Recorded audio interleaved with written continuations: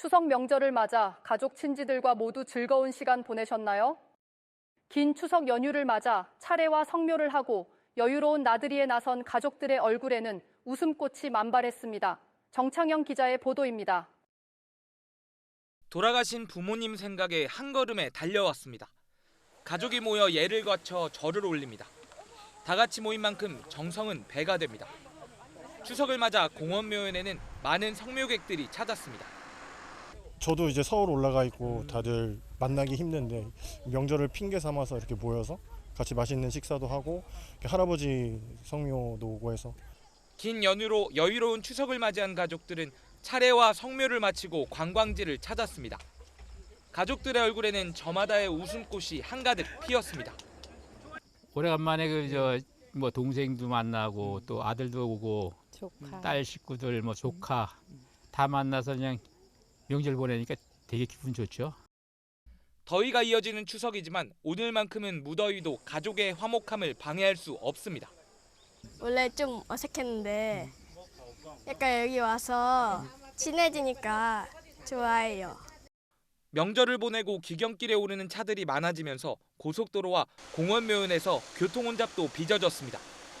경찰은 내일까지 고속도로 혼잡 구간 등 차량이 몰리는 곳에 경력을 배치해 교통관리를 이어갑니다. 고속도로 귀경길 정체는 내일 새벽 3시쯤 해소될 것으로 전망됩니다. G1 뉴스 정창영입니다.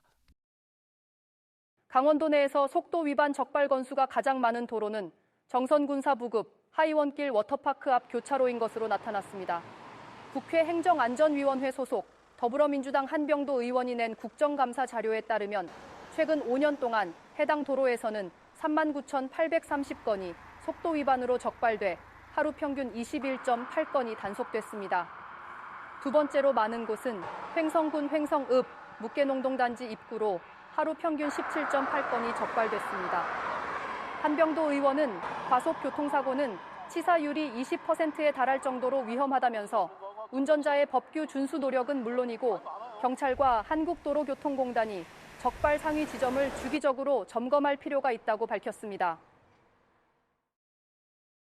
강원 지역 직업계고 졸업생들이 프랑스 리옹에서 열린 제47회 국제기능 올림픽 대회에서 메달을 목에 걸었습니다.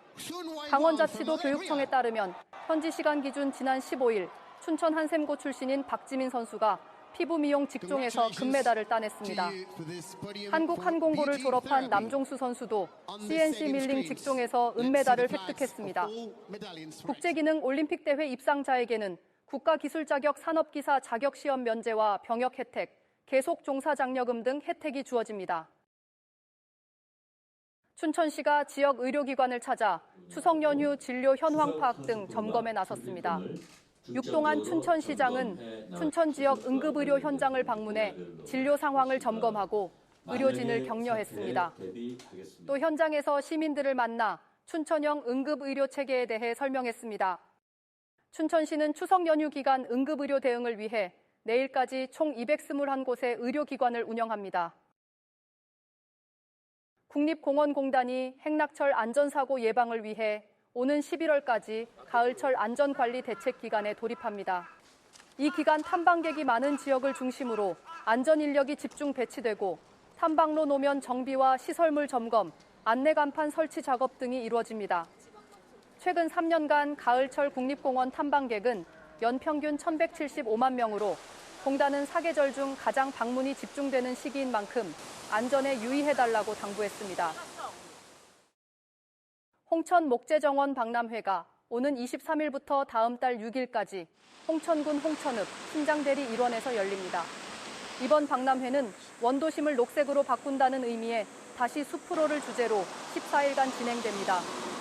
특히 지역의 목재 자원을 가지고 정원을 조성하는 등 폐기물을 재가공한 다운사이클링 방식의 친환경 축제로 추진됩니다. 양양군이 남대천 향토 어종인 은어 보호를 위해 포획 금지 기간을 운영합니다. 다음 달 말까지 진행되는 은어 포획 금지 기간에 포획이 적발될 경우 1년 이하의 징역이나 1,000만 원 이하의 벌금이 부과됩니다.